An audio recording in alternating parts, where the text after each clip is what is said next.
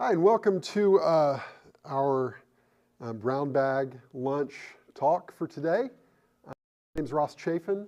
I'm going to talk a little bit about intellectual property, and specifically about trademarks. The reason I'm going to talk about trademarks as opposed to other intellectual property is because of two reasons. One, copyrights, though very, very valuable if you are able to acquire a valuable one, whether you've written a song or you've come up with a famous cartoon character or been the producer of a movie, that's unlikely to be an entrepreneur's starting point, right? You're likely, unless you're a cartoonist, which is great, and then copyright is extremely important, or an author, it's unlikely that someone who's starting a business is going to be as concerned about copyright. And then if you are, you're going to seek out that special knowledge for yourself to protect that creative expression. Patents are similar. Patents largely are going to be for folks that have some technological underpinning for their business. They are enough to fill an entire discussion as well, and that's largely what I do is write patent applications. But I think from a real general standpoint, while not everybody needs patents, everybody essentially has a trademark. And I'm going to give you some examples even on this really boring initial slide. So my name again is Ross Chafin. And if you're looking at me on the camera, you can see that you might see I'm wearing blue jeans. I've got a sweater on. This is what I call in the post-COVID world dressed up for me. And so I'm a lawyer. I'm a lawyer that does business transactional work. I meet with clients, largely they're engineers and they're business owners. And so I have found that after COVID, nobody really cares. On our website, you would see a picture of me that is about 6 years younger, clean shaven and wearing a suit. And that presents a different image. Maybe it's accurate, maybe it's not. Maybe it's saying, look, I can occasionally dress up. But that image or this image is in itself a trademark. Just like anything that you do with a product or a business or a service that says, hey, this is mine, is a trademark. A trademark is basically the name tag of intellectual property. And it's something that really only has value if it designates the origin of those products or services. And so on the far side of this slide, you'll see my law firm's name tag is Tomlinson McKinstry. And if anyone's ever sat through a marketing meeting, you know what it's like when you try to come up with these things, right? Tomlinson and McKinstry, well, we're a law firm, so seeing two names together will tell somebody, okay, there's probably somebody named Tomlinson and somebody named McKinstry. They may be alive, they may be dead, who knows.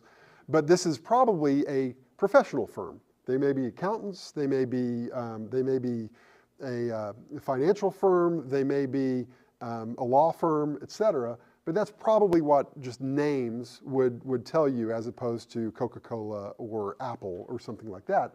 And then there's a logo, and that logo, which again, a marketing firm came up with for us, that logo looks like a tree, except it also looks like a flow chart, and it has little hexagons around the top for the tree, which gives a certain impression to folks when they come to our website. I don't know whether it's good or bad, right? But my idea of it is my little hexagon tree that's right there says, hey, look, there's something kind of growing and there's something growth-oriented about what we're doing, but it's also technical. It's not just an organic thing, it's also a highly technical thing. So even if you don't have a trademark registration, even if you have never considered filing for a trademark registration, and even if you don't really even have product names, I promise you have something that is a trademark that is associated with your business if you're running one. It could be the way that your storefront looks. It could be the way that you introduce yourself or the way that you interact with customers. Not all of those things that you might tour through maybe the richest trademark in the world, and that's Elon Musk. People have very, very disparate opinions of Elon Musk. A lot of folks think he's a genius and the greatest industrialist since Rockefeller. A lot of people think that he's sort of a charlatan who has faked his way with a cult of personality to his success. But there's no doubt that when Elon Musk gets on TV and talks about, hey, let's create a vacuum-sealed futuristic train, that people pay attention to it, and there's a reason for that.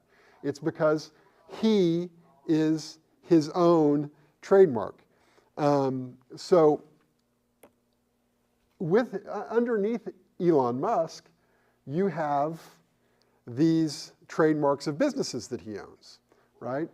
So I think that it's really interesting that he has worked so hard to promote the businesses' names rather than the ideas. And here's what I mean. Tesla is not special in that it doesn't provide better products than other fancy electric car companies. There is nothing about Tesla that is particularly innovative, except that they market extremely well. And when people say, hey, I'm going to go buy an electric car, Tesla is almost synonymous with that.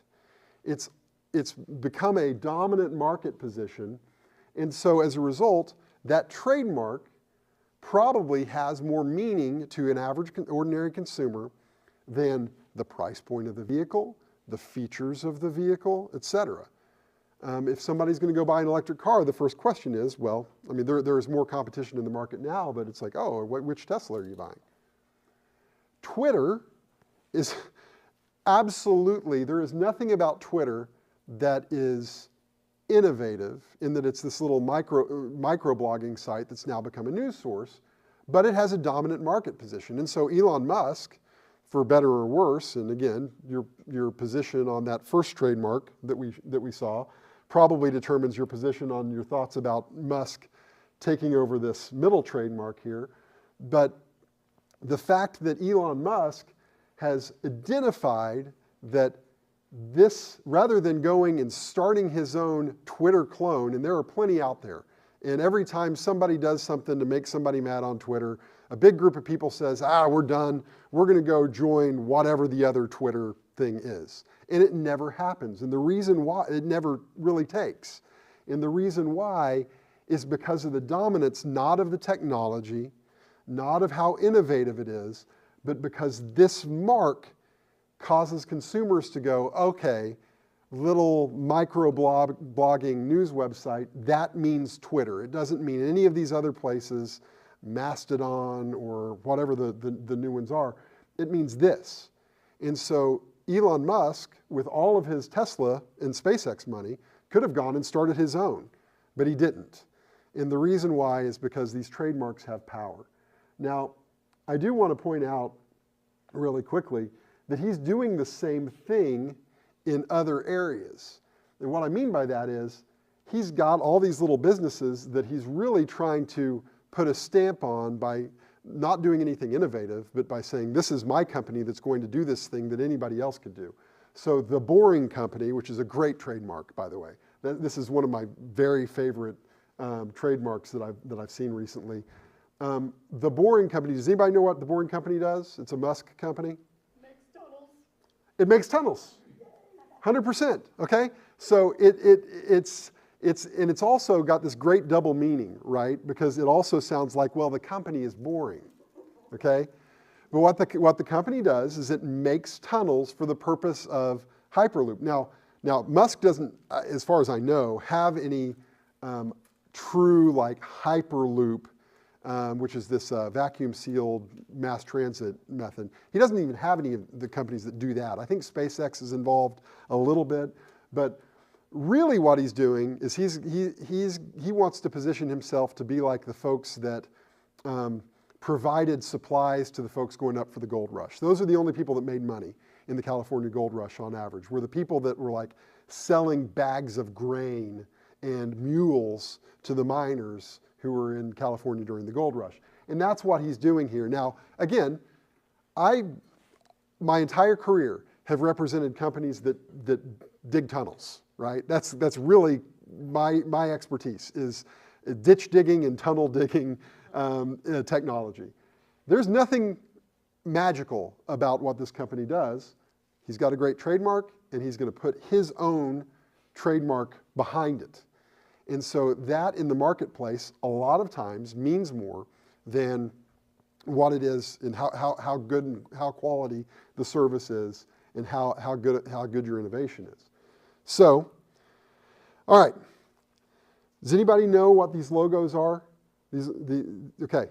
What's the one on the left? Anybody know what that is? PayPal, absolutely. Anybody know what the one on the right is?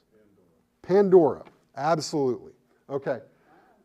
Great, yeah, great work. So these logos are an example of alleged trademark infringement. And so what happened, and this happened about 5 years ago, is Pandora in late 2016 rolled out new branding.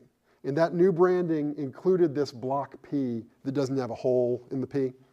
And in trademark law, as we're going to talk about here in a little bit, the key to figuring out whether or not you can use a mark that might share some similarities with someone else's mark is whether or not there's a likelihood of confusion between your mark and your designation of your goods and somebody else's. And on first blush, when I first heard about this case, my initial thought was, well, there's really not a whole lot of confusion here. PayPal is a peer-to-peer or a peer-to company, peer-to vendor payment software. It's sort of like, it's almost like mobile banking, and is in a lot of cases mobile banking and payment, whereas Pandora is a streaming music service. And so there's really not a whole lot of likelihood of confusion between these, except maybe you'll be on your iPhone and you'll click the wrong thing and you'll get annoyed for 2 seconds and you'll go back and you'll click the right thing later. But what happened was Pandora, in order to pay for its services, one of its options for payment was PayPal. And it would place those marks close to each other on its website, and PayPal filed a lawsuit for trademark infringement, alleging that Pandora had infringed its trademarks. Now, you can imagine Pandora is a big tech player, right, or a well-known tech player at least. They're not very big. They're certainly dwarfed by PayPal and Google and all the folks that are behind PayPal. But Pandora still is a name that people know, and you would think, well, they probably spent a lot of money on their branding to come up with that really fancy P over there.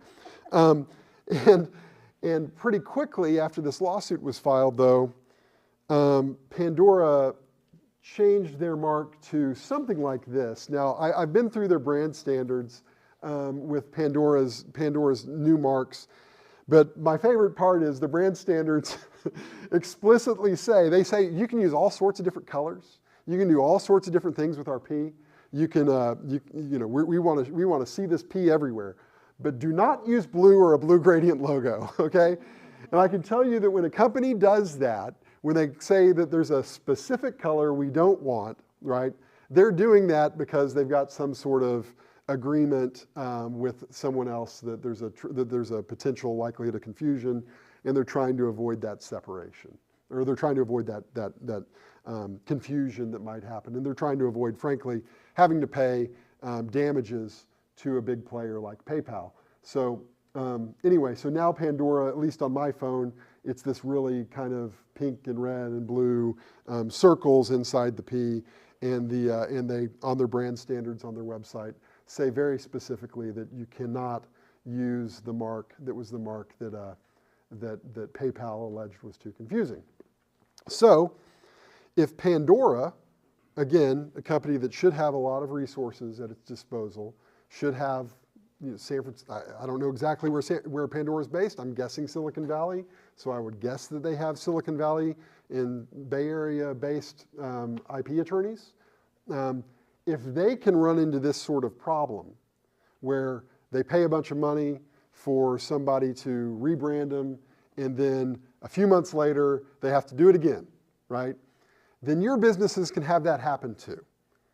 And it's important when you are thinking about how you're going to present yourself to the world, how you're going to market yourself using a trademark, to try to do things that will anticipate the problems and differentiate yourself from others. Now, that's not just to avoid lawsuits. So it's easy. People come to me sometimes and they'll say, well, Ross, can you do a search? I want to make sure that if I use this name for my product, that nobody's going to sue me. Well, not getting sued is a good goal, but it's not the only goal you should have when you're trying to figure out what mark to use, because you don't want to have an association with somebody else. As soon as you have as soon as you create an association with somebody else, number one, potentially lawsuit. Number two, you may find that that's not a good person to have an association with. And you don't have any control over the way that those folks conduct their business. And if you wind up having an unintentional or intentional association with some other person's mark, and then something bad happens to that person, now you might get brought down as well. The other thing that I'll just caution you on, and we can talk about the ways to avoid it, but I have recently had some discussions with some folks who I suspect were asking me a bunch of questions about trademark infringement because they wanted to create an association between their product and a famous mark, and they were trying to, the best way to say this is, potentially trying to get the, hey, how do I defend myself against this person who I'm trying to create an association with when they come and tell me to stop? And the answer to that question is, no, don't do that. Because I promise you, if you're the junior user of a mark, and you at the very beginning, before you chose what your mark was, were thinking, I want to make it look like PayPal. Now, I don't think that's what Pandora was doing, but if you say, hey, I want people to confuse me with, and somebody's going to go, look, it's the knockoff PayPal, I'm going to use them. Well, you're just asking for trouble, because one day, even if nobody sues you, I promise you what's going to happen, because it's always what happens when one of these big companies comes along, or even a moderate-sized company with a good trademark.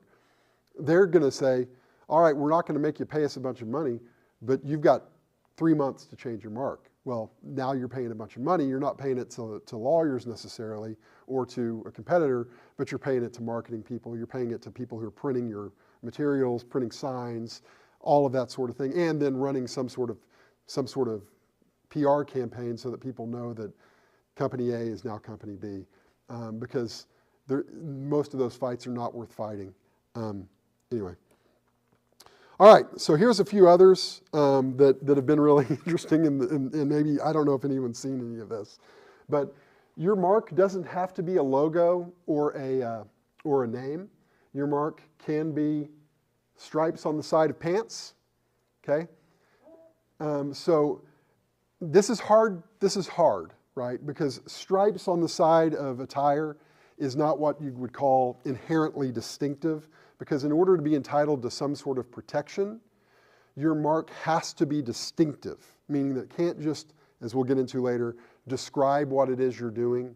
It can't just be another word for what it is you're doing. It has to have some distinctiveness, but you can acquire that distinctiveness if you use that name for a long time, or you use that feature for a long, long time. And in fact, that's what Adidas has argued that it has done. Adidas has said, you know what?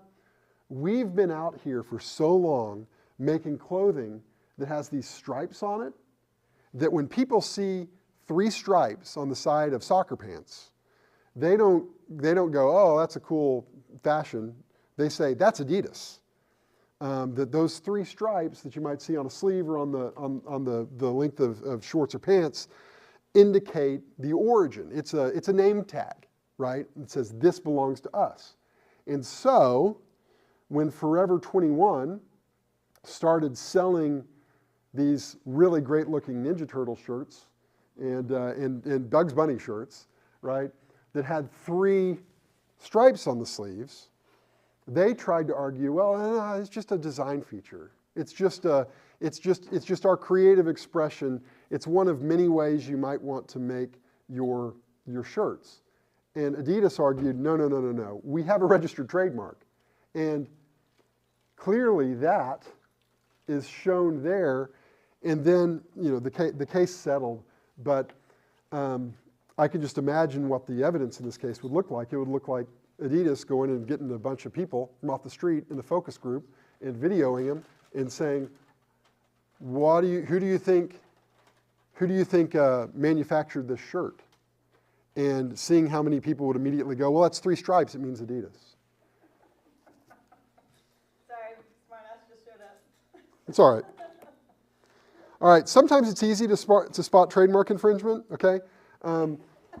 So there are a lot of times where, Straw Buono coffee that's actually a coffee shop in Malta.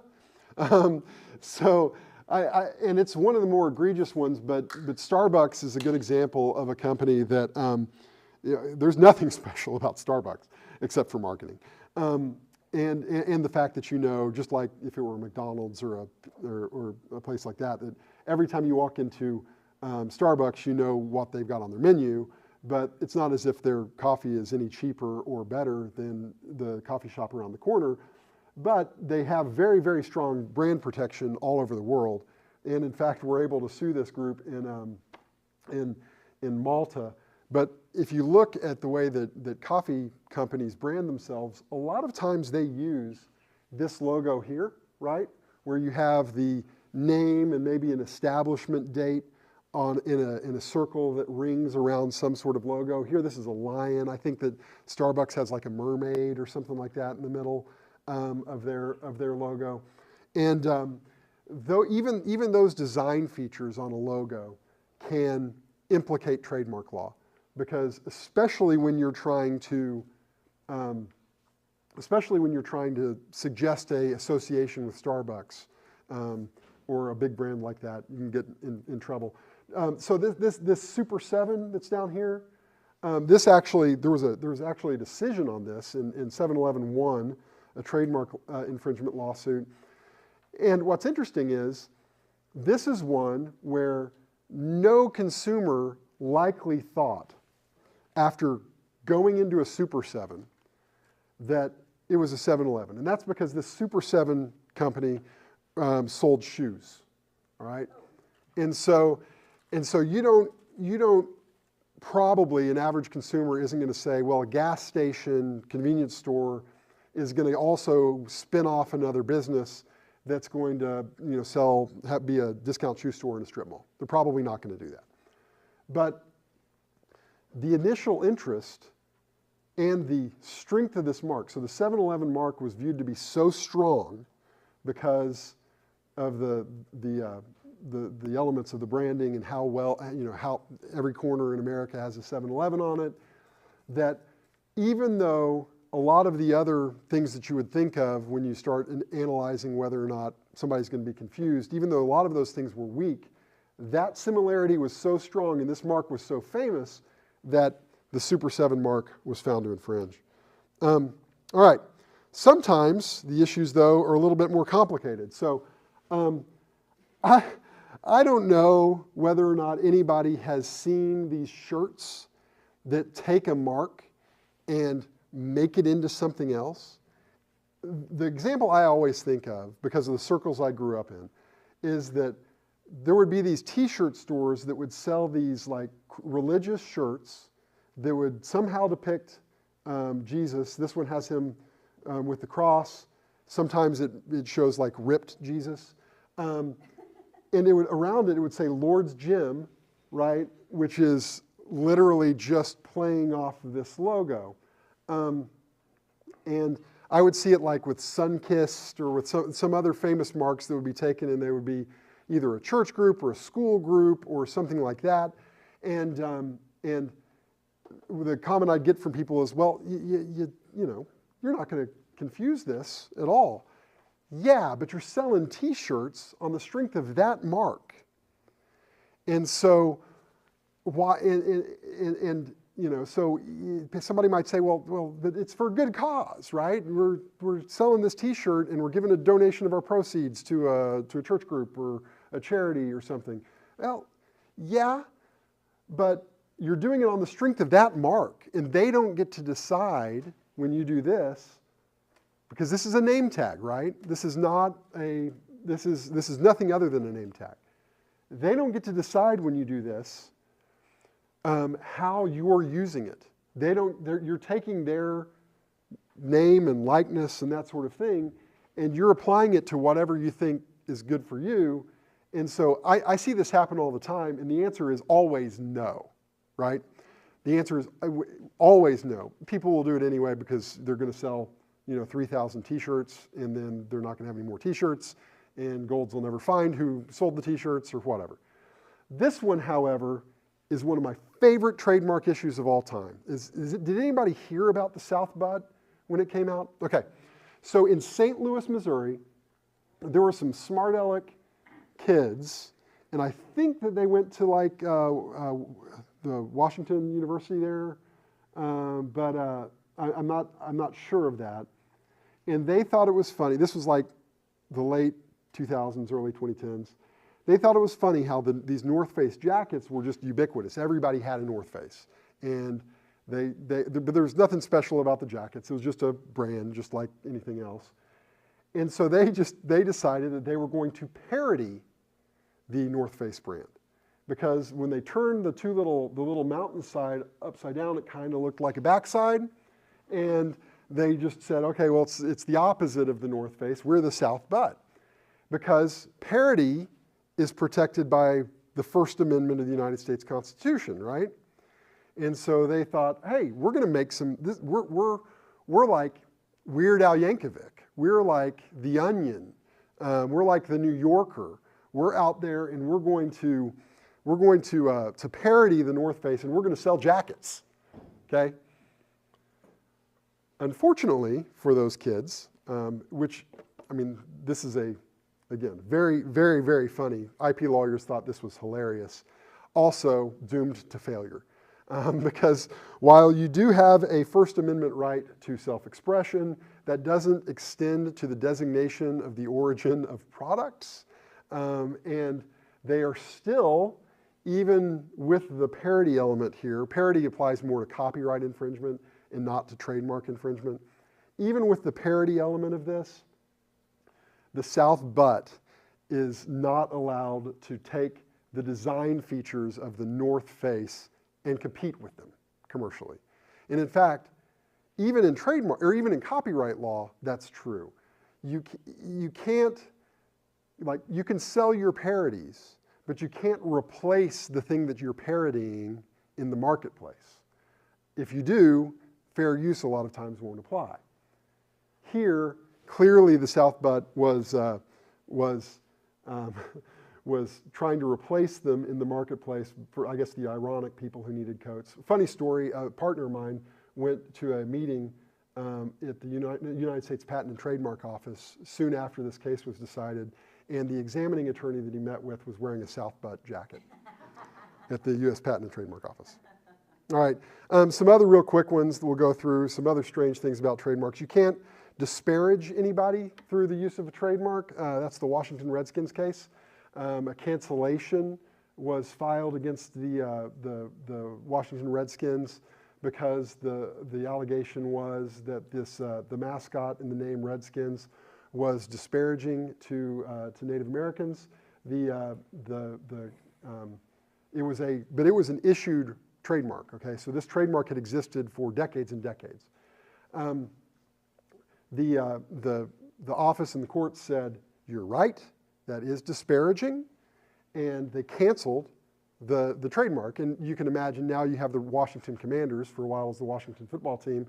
If you're an NFL football team, even if you really, really, really want to continue to use the name Redskins, once somebody says you don't have a trademark anymore and you can't stop somebody from going and infringing that because we find it to be disparaging, then you want to be able to sell paraphernalia of your team without other people being able to come alongside you and sell that same paraphernalia, so they quickly change their name.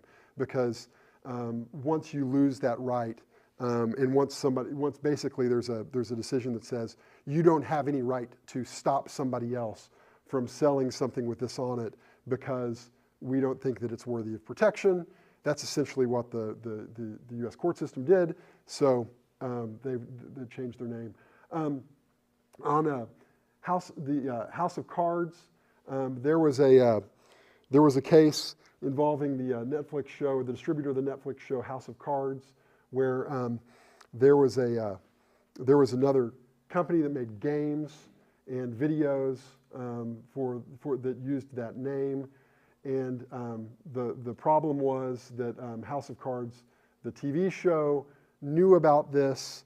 They knew that they probably had an issue, and they did it anyway, and they got dinged. Then in this part of the country, the most famous trademark issues that we have around here are that the University of Oklahoma, every time it sells products that look like this, which they can do, okay? People can sell this. Does anybody know the hitch? If you're going to sell that product, a T-shirt or a hat with that on it? Does Texas get a cut? Yep. Oh, man. They do it under license to the University of Texas. And so anytime, or it's unlicensed and trademark infringement. But so there is a standard licensing procedure for the University of Texas. You can go and pay them their standard cut. You can do whatever you want with those Longhorns, but you gotta give them their money. All right. So one of the goals that I think that we all have when it comes to trademarks is we want to be distinct, right? I use this example all the time. These are businesses that literally coexist and nobody has any issues. This is not trademark infringement, but it can be kind of confusing. Especially this Fox up here. That Fox, I think they try to make it look like the network, right?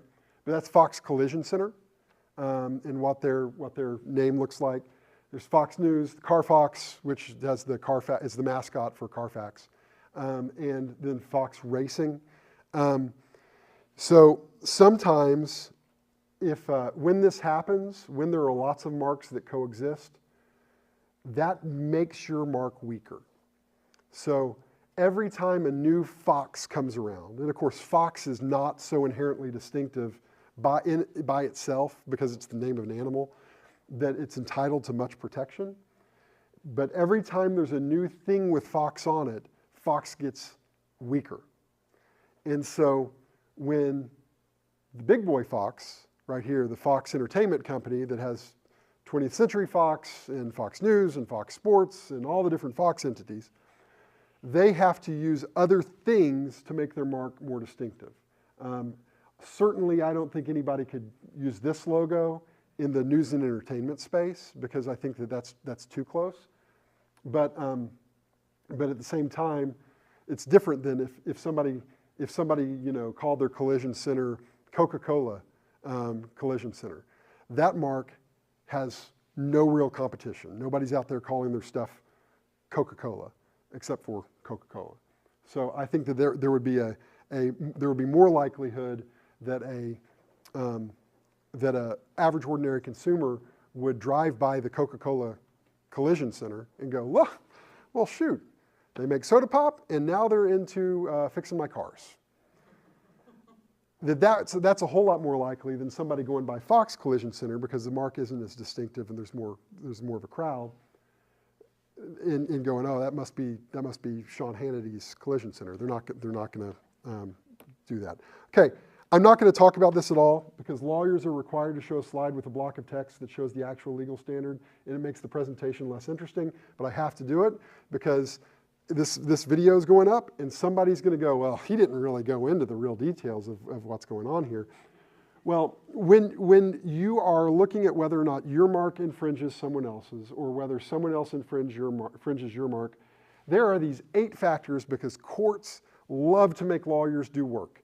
And there are these 8 factors that you have to consider that are numbered here. You can look at those things, but really what it really comes down to is how likely do we think it is that somebody's going to get confused? And all of these things, the strength of the mark, the similarity of the marks, the infringing product's competitive proximity to the registered owner's product. That's a great term, competitive proximity. The likelihood that one day Coca-Cola will decide, hey, we want to start fixing cars, right? That's important, and that's a good, that's a good kind of. I work in an industry a lot of times where they're digging tunnels, right? And in Oklahoma, you have 2 different kinds of tunnels that are being built by these people. One of those kinds of tunnels is like hey, I need to install a pipe that's going to go into this new subdivision, or I need to put a new utility line underneath the driveway. Okay, so you're talking about a hole that is 3 feet underground and maybe 2 inches in diameter. The other kind of hole that gets dug a lot in Oklahoma, and a lot of Oklahoma companies are involved in, are the ones that go, a mile down, and in 3 miles that way in the oil and gas production world. And so there are products that will service both of those industries, even though those industries themselves are very different. The companies that build the drilling machines, right, that drill down to go get oil or to drill in your neighborhood to put in a new fiber optic line, those companies don't compete with each other at all. But the companies that might make drilling fluid that would work with both, that would soften up the area so that you can drill more easily, probably do. So there are places where that sort of moving into that market will make sense. 5 is actual confusion. I mean, people will always go and they'll try to survey people for these cases. They'll survey a big group of people and say, "Oh, are you confused?" And if you're lucky and you get people who are really easy to confuse, then it'll show infringement. If people say, "I'm never confused."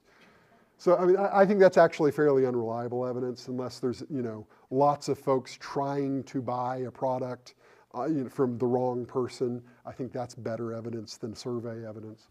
The infringer's good faith, I mean, every infringer is going to say they act in good faith, but it is important to show, hey, look, I wasn't trying to do this. The quality of the alleged infringer's product. Now that's interesting. I think that what that gets to, I've never really seen that be dispositive, but I think that what that really gets to is this really a knockoff? Is it really counterfeit? And then the sophistication of the buyers in the relevant market.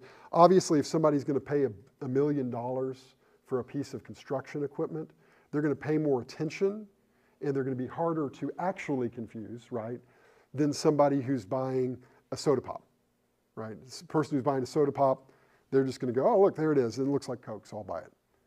Anyway, all right. So what I want to talk about to kind of wrap this up and to kind of give you guys something to take home as you're thinking about trademarks is this question of the strength of the registered mark, okay? Because I think a lot of times there is this tension where folks want to say, hey, my logo, I am, my mark is Ross Chafin Law Firm, because that's what I am, right? I want to describe what it is I'm doing because I don't trust my consumers to figure it out, right? And that a lot of times these marks will come in and they're like an acronym that's really extremely complicated, but it's right on the nose. And unfortunately, those are a lot of times the weakest marks. It's not a bad thing to suggest something about your mark by using your trademark itself. I think Chick-fil-A is actually an interesting example of it. We'll go through some examples, but an example that we've just talked about of a suggestive mark. It's not chicken sandwich shop, but it still pretty much says, hey, we're selling chicken fillets, right? Anyway, so the further away your mark is from what it is you do, the stronger it is under trademark law. So these are some examples of what every one of these, and I just put them in these little circles, but every one of these used to actually be a registered trademark, and I think aspirin may still be, but Yeah, I think Bayer owns aspirin. yeah, but I don't think that I think that if somebody called their product aspirin, it might be hard to actually defend it, because these things, which actually, if you think about it, there's nothing about any of these names. Teleprompter, right? It's a screen that tells you there's no reason why that had to become ubiquitously known as a teleprompter, but it has. And so now, right, when people say, oh, it's a teleprompter, you don't know who makes that teleprompter. You don't know what the brand is. You just know it's a teleprompter. Videotape, right? Well, I don't even know that people use videotapes anymore, but initially, videotape was a trademark, and then everybody just called them videotapes. Bubble wrap is a funny one to me, because I think that one is still asserted too, but I'd be shocked if somebody's like, hey, come get my bubble wrap. And it's really, it's packaging material. But anyway, so these marks are examples of what really would have the least power associated with their name, because they just literally, it's like if you were a chair company and you're like, this is chair. Okay, well, yeah, that's the thing. Okay, here are some descriptive marks. Okay, so descriptive marks. Two of those are the same. Okay. So descriptive marks merely describe the actual company, but they may do it with a little bit of distinctiveness, okay? Here's what I mean. United Airlines was created by the uniting of, and I forget the airline companies that merged to create United Airlines. Continental and United, there we go. So United Airlines literally is describing their company here. But their mark has acquired distinctiveness such that people know what it is. And if someone were to come out and say, hey, I've got a United Airline company, I've got United Airways, and United Airlines wanted to sue them for trademark infringement, even though their mark is descriptive, they could. Now, when you actually do this, when you actually file a mark that is descriptive, Bank of America is a great example. It's a bank in America, right? And in fact, American flags can't be trademarked. So that's another piece, is like you can't, apple pie, you can't go and trademark the American flag and keep other people from using it. That makes sense, right? Otherwise, you'd only have one patriotic company in a class of goods, and everybody else is not patriotic. So Bank of America, Bank of Oklahoma, those are probably the two that are the same. Technically they're not, but. Okay, yeah. Well, and then Tinker Federal Credit Union is a federal credit union at Tinker Air Force Base. Those all are specifically descriptive marks, but you can acquire distinctiveness. And what you do is you use them and you promote them, and you put a bunch of literature up saying, hey, this is what I'm doing, and this is the mark. And eventually it starts to mean something, and you get some protection in it. So suggestive marks don't necessarily go to the level of being descriptive, but they do have something to do with the products. These marks can be really effective if you're worried that you've got dumb consumers, right? that aren't going to know what you are if they see your mark. Because everybody's like had a commercial that they watched, like for the Super Bowl, and somebody's out there, and the Super Bowl commercial is all about like a little family, and then like the dad comes home and has been gone at war, and everybody's happy, and they reunite, and then at the end, you just get a trademark. And you're like, I don't know what that is, right? So these marks, you pretty much know what they are when you look at them. Mr. Peanut sells peanuts, okay? It's not as if it just says, it's not just peanuts, it's Mr. Peanut. It has some distinctive features, but it's suggestive of what he is. Hobby Lobby is a good one locally, in that they are a place where you get hobby stuff. Chipotle, I think, is a really good one, because it suggests Mexican food without actually coming out and saying it.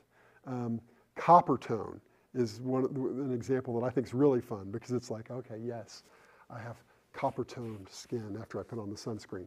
But it's not descriptive. It's not just about the sunscreen. But those still are not as strong as marks that are completely arbitrary and have nothing to do with their product line at all, okay? So we'll talk about arbitrary and fanciful marks next, and these are, I guess you might say that there's a little bit in Whirlpool, there might be a little bit of a suggestive nature of it because you might look inside of a washing machine and say, it looks like a Whirlpool, but they also make refrigerators, and it certainly isn't suggestive of refrigerators. Apple is a super, super strong mark that has literally nothing to do with computers. In fact, it's a mechanical thing with a name that's organic. So that can be really good. Sprite, Tide, these are things that they really do exist. There is such a thing as a Tide, but it just doesn't have anything to do with laundry detergent. I like Target a lot as an arbitrary mark that also kind of tells your consumer something. It doesn't suggest a department store or a big box store, but what it does is it says, hey, here's where you hit the spot. You're here. You're right where you need to be. And then there's fanciful marks, and these are made-up words, or words that are just. Devon is a place in England, I guess, but these are to the extent that they don't really have any meaning other than it's just a company name, and these names are these are the strongest types of trademarks, so long as you can keep your consumers on task. And I'll give you an example of what that is. But like Clorox doesn't have any meaning. There's no English meaning for the word Clorox other than it's a brand of bleach. Pepsi, Advil, lots of examples of this. However, fanciful marks, as with most things in the law, I've kind of presented these on here's the weakest version, it's generic. Here's the strongest version, it's fanciful. Unfortunately, like everything else, it's a circle. If you go far enough to one extreme, you kind of come back all the way around to the other end, because these are what I would call either fanciful or arbitrary marks that are in danger of becoming that first category, or maybe you already have, right? So Kleenex, you probably have all heard the story, Kleenex has to call themselves Kleenex brand facial tissue because they're afraid that people will just refer to those tissues as Kleenex. EpiPen is a good example that just like, where's your EpiPen? It could mean, it doesn't matter what the brand is. It's the allergy stuff that you take if you're having an emergency. Frisbee. I didn't know that Frisbee was a trademark, right? I had no idea that Frisbee was a trademark.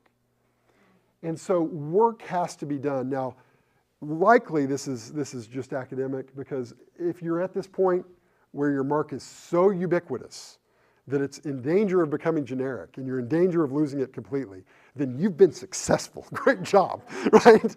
Right? Everybody would like to have this major problem. But I do think that Uber, as being a really relatively new company compared to some of these others, I think that Uber is one where there is some risk of it becoming genericized, because people don't say, hey, call a rideshare. Some people do. People won't necessarily say, go call a rideshare. They'll say, go call an Uber. And they don't care whether that Uber is a taxi or a Lyft or anything else. That's just kind of become the word. And so you got to avoid those becoming generic. So now, because we've all digested our food and I'm kind of a jerk this way, let's take a pop quiz. And so I'd love to get comments on some of these. There'll be known trademarks.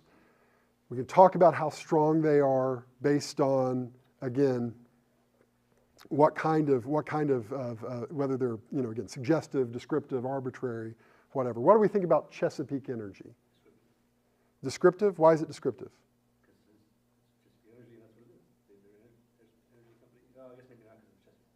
Okay, I agree. Okay, so energy, if they went and they tried to get this trademark, I'm sure it is. When they go and register this trademark, I'm sure that they had to say, we disclaim any exclusive right to the word energy because we're an energy company, right? You've got to do that sort of thing. If you say, You know, we maybe even, I'm not sure if we did that with audio for DD audio, but like we can't, you're not, you don't get the exclusive right to use a word like that, especially when the product is here. In this case, you know, they're doing exploration for oil and gas. But what about the Chesapeake part? Any thoughts? Arbitrary. I agree. I think that it's arbitrary. It's an actual place name, but it's a place name that doesn't really have anything to do with what Chesapeake actually does. So if they were something like, if they were, you know, shale formation energy or something like that, then maybe we would get into the descriptive world. But Chesapeake Energy is probably arbitrary. Well, this one. Suggestive. Why suggestive and not descriptive? Oh, wait, maybe It's not a literal hut, though. Okay. I mean, I think I agree that it's suggestive. But pizza. It is a hut, though. They have that roof line. so what I think this might be is descriptive because it is kind of a hut, right? Now, it depends, it may depend on which products you're actually getting from them as to whether it's descriptive or suggestive. Pizza Hut delivery services for pizza is probably suggestive. Pizza Hut as a place that you go and eat pizza might be descriptive, especially because they work really hard to make their, I mean, you can tell when something's an out-of-business Pizza Hut when you're going by on the side of the road, right? Which, again, that's a good designation of your goods. That's a good job that they did. Unfortunately, when they go out of business, they kind of are ugly and can't really be used for a whole lot else. But I think that's, but if it is descriptive, I think that it's acquired distinctiveness, obviously, because it's been used for so long, it's got a strong association with delivery pizza or fast food pizza, a place you can go and get pizza, a chain. Okay, what do we think here? Okay, I think I agree. What do you think about the name, though? Any thoughts here? It's good? Why? Because it gives you a feeling of safe. Sure. Like you can trust these people. Sure. Okay. So one of the things that we try to work through on names like this, say first of all, I think that this has a lot of design elements that are really cool. Like for example, the snowflake on the eye and the colors. It's a cool logo. This is one of mine. But one of the things that is interesting about a name like Integrity is that it becomes hard to tell somebody else, well, you can't say that you have integrity because I said that I have integrity. It's almost like it's a puffing statement. Like if I said I'm honest legal services, right? And then somebody else wanted to say that they had honest legal services, and I said, no, trademark infringement. Well, that's kind of tough to do because really I'm just trying to puff or describe my services. Now, you know, I think that the other piece of the puzzle here with a name like this is it is a word that doesn't really have anything inherently to do with heating and air services that you can can create some differentiation in a marketplace, especially in a small metropolitan area. As most, I mean, unless you've got a large service chain, most of these companies are regional. All right, I love this. This is a great one. What do we think? Arbitrary. Okay. Anybody think it's suggestive? I think it's suggestive. Why do you think it's suggestive? They're marketing like a party on your cruise. Yeah, I think it's suggestive. I think if it were, I think that that it's interesting because it is, you know, there's nothing about a carnival, right, that seems glamorous. Carnival kind of cuts against some of the pictures of cruises. And Super descriptive of the industry, really. maybe. It probably depends a little bit on what you think about cruises. But, you know, so Carnival's been around a long time. They're the parent company of a bunch of other cruise companies like... They're the largest in the world. Mm-hmm, mm-hmm. They're the parent company of Princess, which is another big mass market cruise line, which has a completely different clientele than Carnival, right? Because what Carnival likely is trying to do, and I haven't been in their marketing meetings or their trademark meetings, but what they're likely trying to do with this name is, especially initially, was to try to differentiate their line from these stuffy old people lines. And they're like, hey, come here, we're not going to put on any pretenses. We're going to have a lot of fun, and we're going to have water slides and jungle gyms, and it's going to be more of a party atmosphere and a casual atmosphere than, you know, the Queen Mary, right? So, but I think you're right. I think it's suggestive. This is another one of mine. Great mark, by the way. This has been around a long time. So does anybody not know what Ditch Witch does? Okay, Ditch Witch, they sell these, basically they move dirt from underground. So they sell trenchers that dig trenches of all sizes, and then also horizontal boring machines that might, so basically you want to put in a sprinkler system or a gas line or a fiber optic cable. That's what they do. So the big kind of like horizontal drilling machines you might see on the corner in your neighborhood, or a trencher that you might use to put in a sprinkler system. Your thoughts? Arbitrary? I think there's elements of both. Like, yeah, because the ditch, you know, I mean. Like a lot of their core products literally just make ditches. Right. Right. I agree. So that's descriptive, but I mean the witch parts, I mean it rhymes. Well, and a witch does magic. Oh yeah. Right? And so how do you make your ditch show? How do you make your ditch appear? You use a ditch witch, and the ditch witch makes it appear like magic. So basically their products started because they didn't, you know, they replaced shovels, right? That's what they were initially replacing. And so, yeah. If you're digging a ditch, now you've got your ditch witch that will make it appear like magic. I don't think so. So, and some of that's market share, but I also think that people don't call, at least in my experience, the competitors' products. So, you know, there might be competitors from Vermeer, who's a big ag and construction company. I don't think that anybody would call their products that compete with ditch witches, ditch witches. Go get a ditch witch. That's right. I've heard that plenty, and they're not, and it's just like we just need a ditching machine or A trencher. Directional drilling or whatever. It's like, we need to get ditch witch out here. I think that. Yeah, well, let's get some quotes on some different brands. Whatever. Yeah. Well, and frankly, that's true of this. That there could be some generic elements to it, and there probably were. It probably was more true before there were all these competitors in the space. Well, yeah, and I think it's just like ubiquity maybe is the word you used. It's just that they've done such a good job of putting themselves in the market. Right. When you're talking about the types of products that they make. Right. Well, it's like, okay, has anybody ever seen on like social media, they'll have those maps of what people call soda pop, right? And I use soda pop very intentionally is what I'm saying there. They'll have a map of the United States and they'll say, okay, what do you call a carbonated beverage, right? And some people will say, well, I call it soda, or well, I call it pop.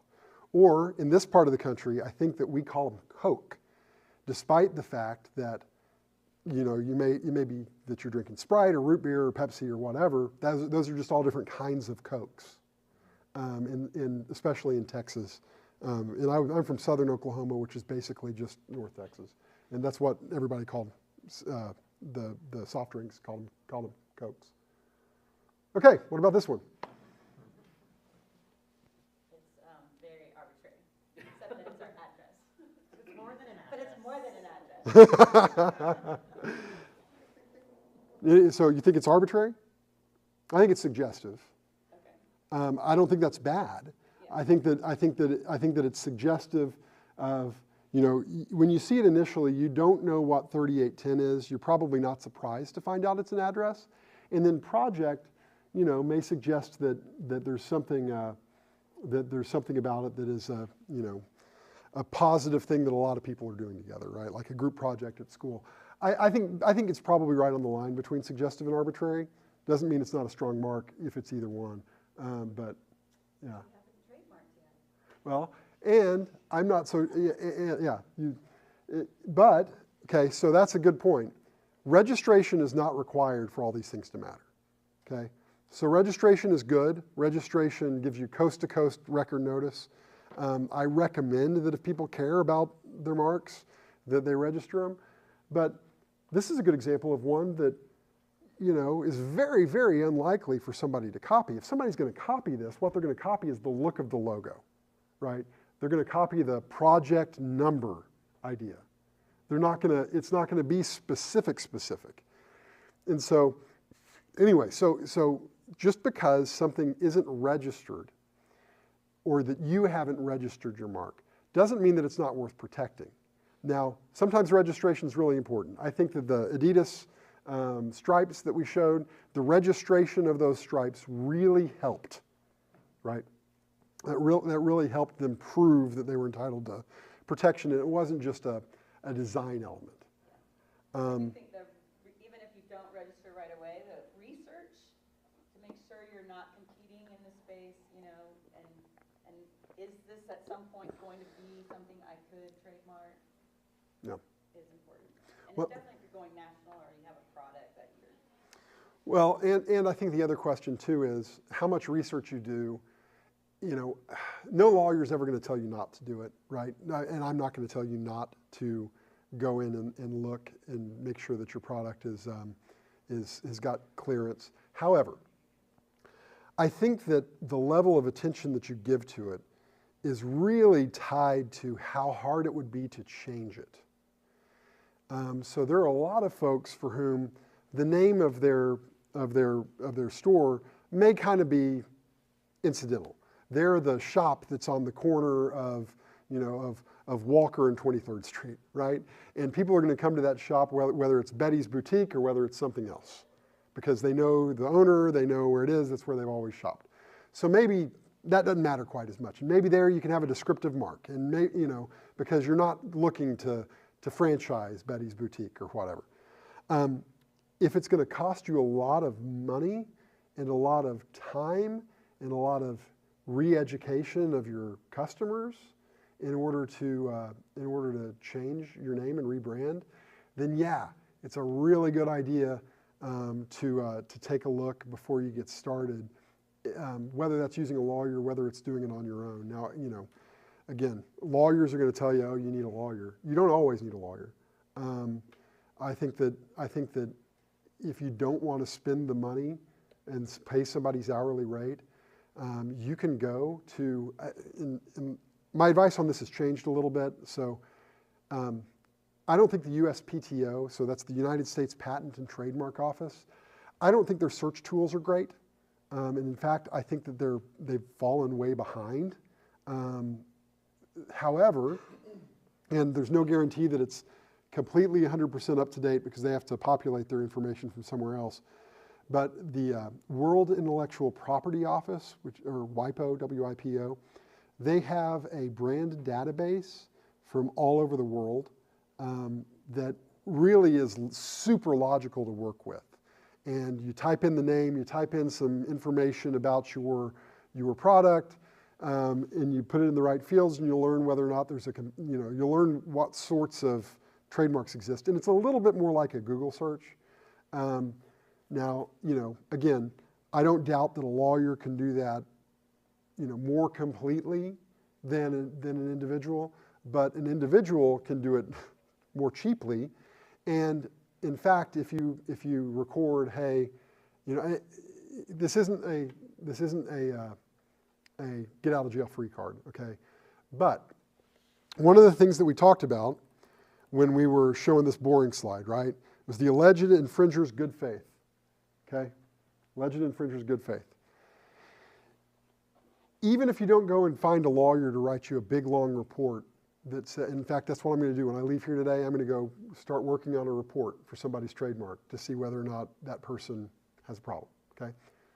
But even if you don't do that, even if you don't want to spend hundreds or thousands of dollars to get one of those pieces of paper that doesn't really tell you anything, because the lawyers know how to protect themselves by putting at the end of it, none of this is a guarantee of success, and courts may disagree with my opinion, and you should not take this as a guarantee, and your risk may, that's what lawyers will do. I'll do it, anybody will do it. But if you go to one of these websites where you can search for other brands, like the WIPO brand database, and you put in some searches and you print out what you've done, and you just put it in a file, and you put a little memo to the file that says, hey, on December the 1st, 2022, I did a search because I wanted to make sure that there was some space, and this is what I did, and here's what I came up with, and I went forward. Does a pretty good job of showing a court, hey, this person maybe didn't hire a lawyer, but they did their best to show good faith. And if you get into these big knockdown, drag-out trademark fights, maybe it doesn't make the difference in whether or not you have to change, but it probably makes the difference a little bit in whether or not you have to pay a lot of money. It also may make the difference in whether, it is a Polaroid factor, right? So it may make the difference in whether or not they find the likelihood of consumer confusion. Now, it's backwards to me, because what on earth does an infringer's good faith have to do with whether or not someone is likely to be confused? Nothing, right? This is there so that they can say, well, if somebody's a good guy, we don't really want to, it doesn't have anything to do with it. And so a court is always going to look at that and go, well, we've got evidence of either they're going to say there's evidence of their good faith and kind of skim along and make their determination based on the other factors, or they're going to say there's evidence of bad faith and they lose, right? It's never going to work in favor of an infringer, but it probably helps to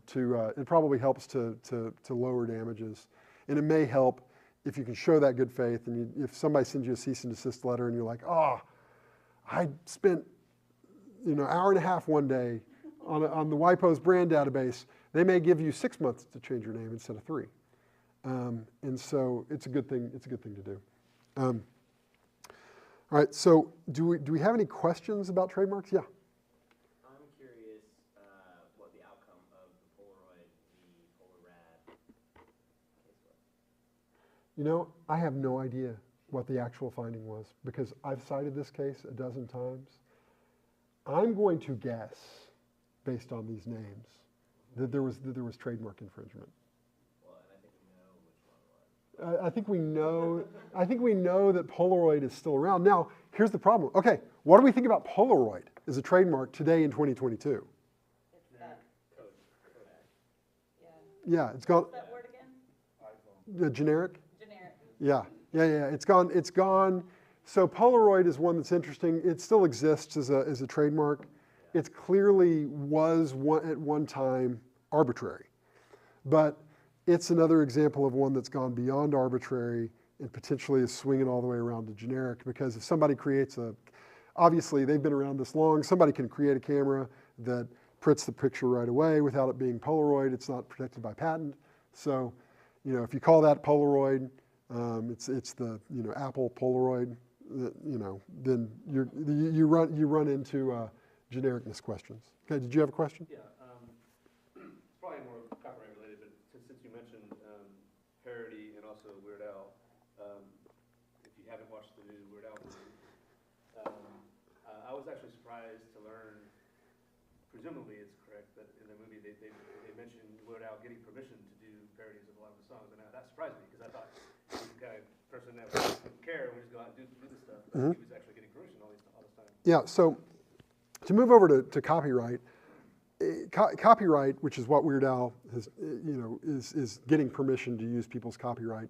And if you ever see an interview with Weird Al, he's actually really intelligent about all of these things, and he's very self-aware. And in fact, this new movie, which I understand is really funny and the perfect movie about Weird Al, because none of it's true. But There's a disclaimer in the very front of it that says all 100% true. yeah, right, yeah. It's 100% true. He had a torrid romance with Madonna. But one of the things that he was really savvy about was that there was no permission required for anything that he did. And yet he got permission from everyone.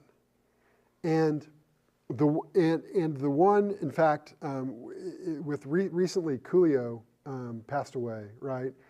Coolio is an example of the single time that an artist has been upset about Weird Al with the Amish Paradise song that was based on Gangsta's Paradise. And Coolio actually came out because apparently his production company gave permission and gave Weird Al the impression that Coolio himself had signed off on that permission. But in fact, he got legal permission without actually getting the artist's permission. And so when Amish Paradise came out and Amish Paradise was a big hit back in, for, Weird Al hit, back in the late 90s. Coolio came out, and because this really strange guy was kind of making fun of his song, was really upset about it, and Al Yankovic stopped playing it for a long time because he was so upset that somebody didn't like what he had done, because he's always gone and gotten permission, and he's doing that not because it's legally required, but because it's just smart, right?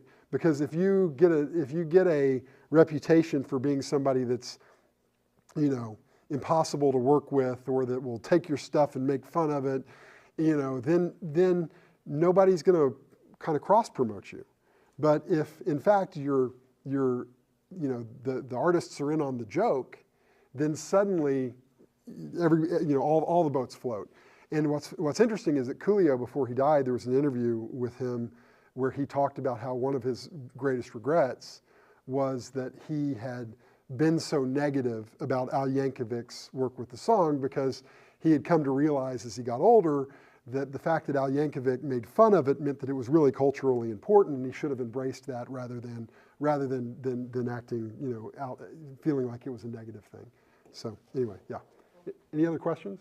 Well, I've got one kind of Yeah. building on that. So, and this is copyright still and parody, Mhm. but I think Dan Harmon talked about it on his podcast in working with Rick and Morty. When they're making fun of people a lot in the show, he said they purposely don't go and get permission. Huh.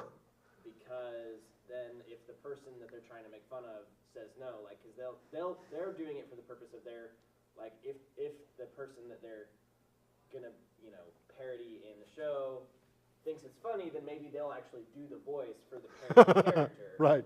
rather than having to find somebody to imitate them. But then they, I guess, had some gag that they wanted to do, and they asked the person, they said no, and then they found out from lawyers, like, well, now that you've asked them, you can no longer do this parody bit anymore. Yeah, well, because it doesn't look like you're doing it for the fair use purposes that you might have for parody. Okay, so that is true, because that never made sense to me, that, like, just because you were being, like, showing good faith of, like, asking, like, hey, do you mind, because it'd be funnier if you were in on it, Yeah. but I'm going to do it anyway. Like, I feel like you still should be covered Yeah. by parody law, regardless, because, again, I agree. And so I think that the problem with fair use is that you're right on the edge, especially when you're creating something like Rick and Morty, which definitely has a commercial purpose, right? Some people think that the commercial aspect of parody is the thing that all the questions turn on, but it's not. The question is whether or not it's a replacement for some other work, right? So, you can't, that's why a lot of times people can't sample a whole lot of a song, because it might act as a replacement for the song that came before. I think that the problem with going to somebody and asking permission and not getting it and then doing it anyway isn't really, it's only legal to a point. It's one of those lawyer pieces of advice that you might get that says, hey, this is going to be, so, the jury's going to find out about this. right. The jury's going to find out that you went to them and you asked permission and you didn't get it. Yeah. So you went from good faith actor to bad faith actor. Right. And so now, yeah, okay, you can rely on the parody. And in fact, if it is parody, if it's covered by the First Amendment, then you haven't committed copyright infringement. Right. But why did you ask is the question.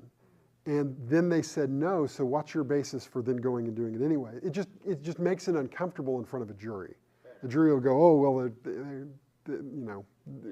they were doing this for show. Actually, it's funny, Lin-Manuel Miranda is another example of somebody, it's not parody, but an example of somebody who goes and gets permission from anybody and everybody he's referencing in his musical songs. So in Hamilton, for example, he references everything from Broadway to 90s rap to to books to, it's like he does all this different stuff. And so in his liner notes, instead of going, you could probably get away with just saying that something's a tribute or an homage. You haven't used enough of it for it to be copyright infringement. But he goes over the top because he wants everybody to know that he's paying tribute to all of these people who he sees as folks that he looks up to. And he almost does it as a marketing tool, because everybody looks at him and goes, okay, well, you know, this song, you know, you're referencing Stephen Sondheim and the Notorious B.I.G. in the same song, right? Like, you know, it's almost as if he uses it to market himself. Even though I don't think that in a lot of those cases, because the work is so transformative, it's not as if somebody is going to listen to the 10 Dual Commandments from Hamilton, and that's going to replace a rap song from the 90s, right?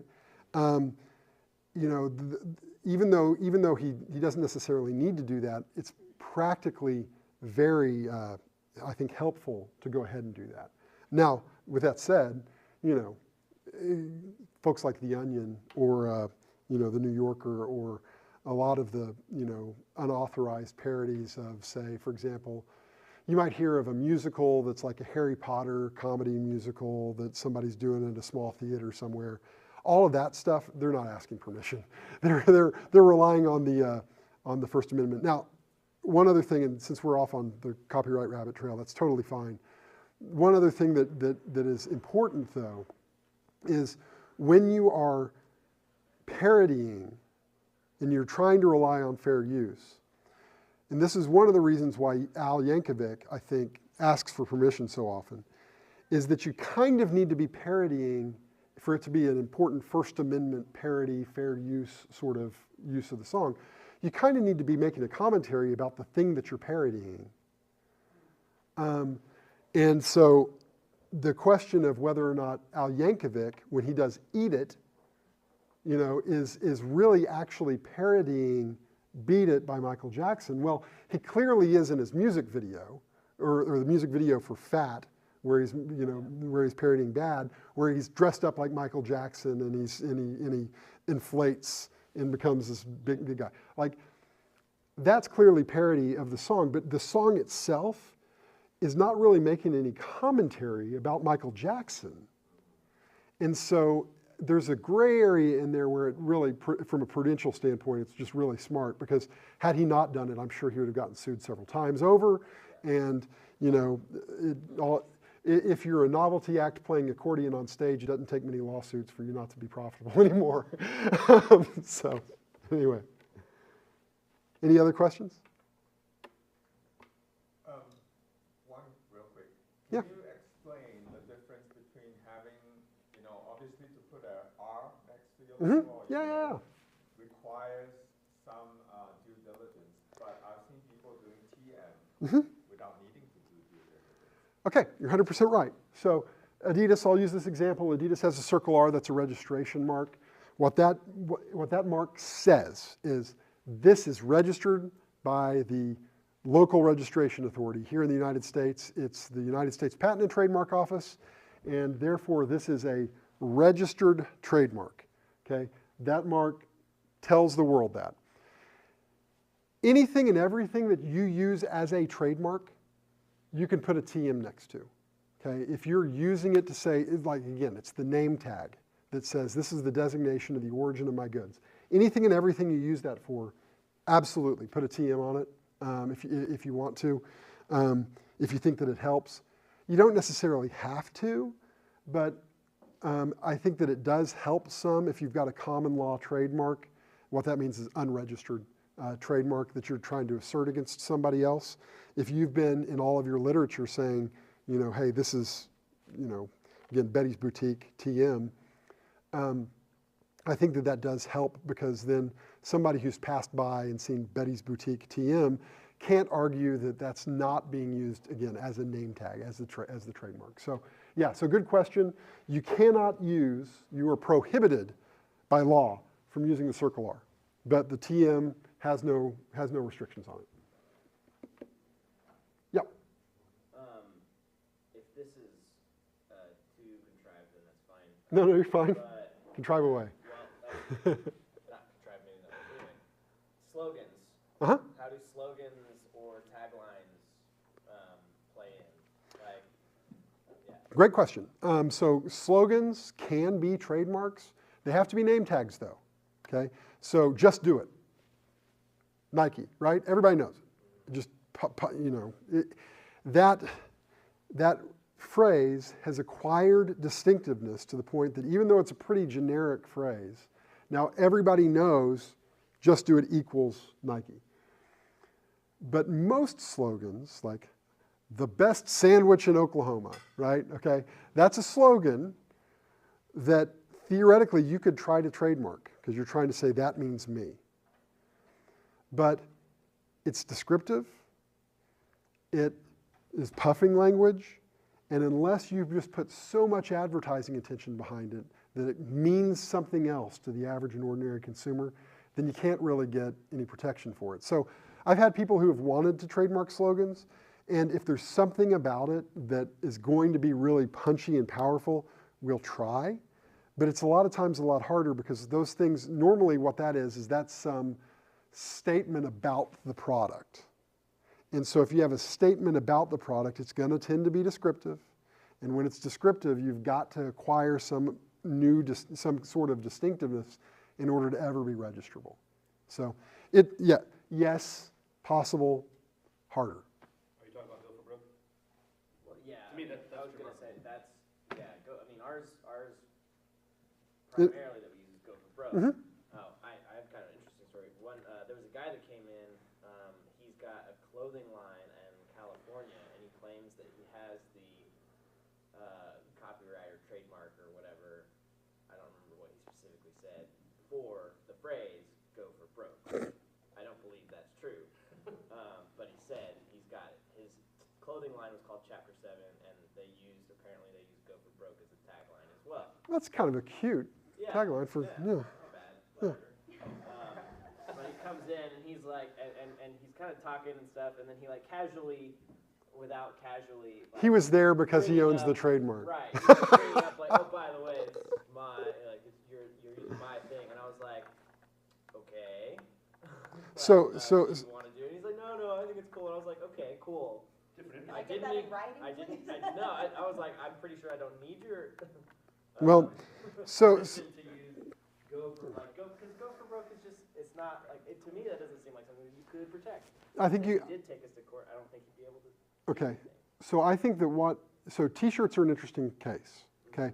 And the reason why t-shirts are an interesting case is because while a lot of people want t-shirt trademarks because they're on Amazon and they're selling some funny slogan, I've filed those trademark applications where it's some funny slogan and they want to print it on a t-shirt and sell 1,000 of them on Amazon. I think that in general, most of them are promoting something else. And so, for example, Adidas is a really terrible example, so I'm not going to use them because they're exactly the opposite. Okay, Gold's Gym, right? Gold's Gym doesn't sell t-shirts. That's not what they do. They have a t-shirt with it on there, but they're not a t-shirt company. They're a gym. And so this is a promotional use to promote the actual use of the mark, which is for a gym, which is what I'd argue you'd be doing if you put it on t-shirts. If you put Go for Broke on t-shirts, you're not a t-shirt company.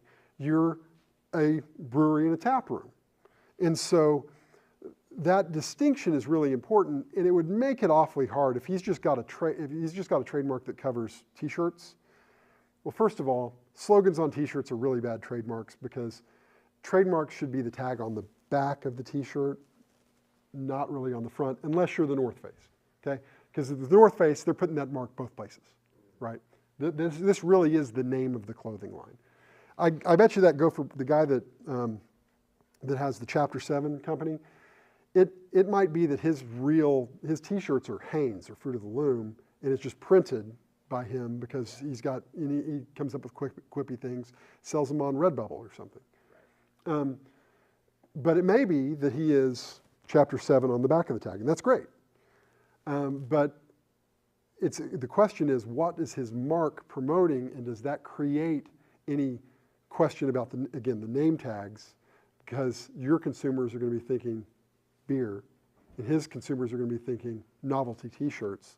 And even if you sell t-shirts, it doesn't really create confusion in the eyes of the consumer because they know that your t-shirts aren't really promoting a t-shirt company, they're promoting a brewery. Does that make sense? Yeah. can Project 3810 do a service mark versus a SM versus a TM? So the only distinction between product marks and service marks, trademarks and service marks, when you hear trademark or you see TM, that's just designating a good. Service marks designate services.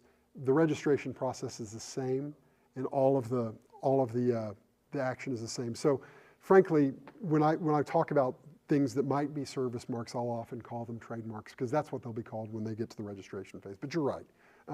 If you're providing services like small business, education, incubator services, those would probably be service marks. I think while you guys are talking about the consumer aspect and stuff, made me remember about the importance of, or the tagline, so the importance of having it in commerce. Mm-hmm. Right. It expires if you don't. That's absolutely right. Yes. So with a trademark, unlike other things, like you could have a great idea for a trademark and you get that in 50 cents and you can call somebody. Because ideas for trademarks aren't worth anything in and of themselves. You have to actually apply the name tag to some business and have a commercial use in order for you to get any protection. You can't register anything if you're not selling a product or a service. You can apply for a trademark, and what will happen is you'll say, I intend to use this trademark for Betty's Boutique. And they'll say, great. When are you opening up shop so that people that are traveling on the interstate can see Betty's Boutique and stop at 23rd and Walker and shop there? And you'll say, I don't know. And they'll say, tough. We're going to wait, and if you still intend to use it, you can keep paying the government money to extend your time, but you don't get a trademark until you use it. And then, just like Vicki said, if after 3 years you've used it in commerce, you've got your registered trademark, yay! And then it's the renewal period comes up, which starts at 5 years for the first renewal period, and then is at 10 years, and then every 10 years after that is the current schedule. If you get to a point where you're not using it anymore, then you can't renew it because you have to make a statement under oath or tell your lawyer enough information so that your lawyer can make a statement under oath that you're still using it in commerce, and if that statement can't be made, then if you make it, it's committing perjury, and that's bad, and so your mark goes away because you can't renew it. So essentially, you've got to use the mark in commerce. I've got a real cautionary tale on that, where I represented when I was real young lawyer, a company that made a product that where he had a registered trademark for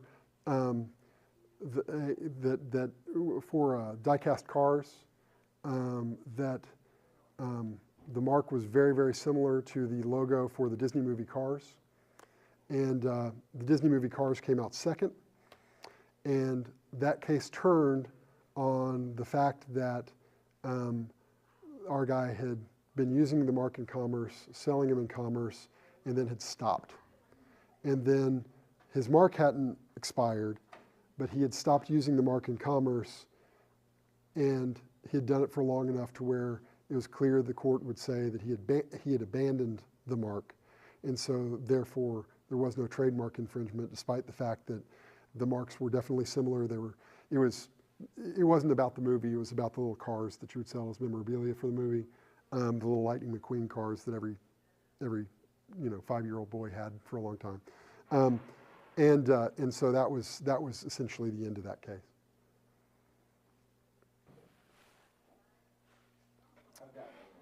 Okay.